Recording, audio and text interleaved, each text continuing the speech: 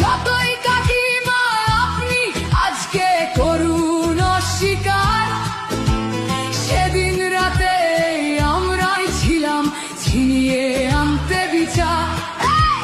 সংসার আর অফিস সামলেছিলাম আমি রাজপথে, কোথায় ছিল মোদি অমিত শাহ সেদিন আপনার সাথে? সেদিন কোথায় ছিল এই বিজেপি, জবাব আজকে দেবে তার। সিবিআই কেন সেই দিন আমাদের দেয়নি ন্যায় বিচার? যতই কাকিমা আপনি আজকে করুন অস্বীকার, সেদিন রাতে আমরাই ছিলাম ছিনিয়ে আনতে বিচার।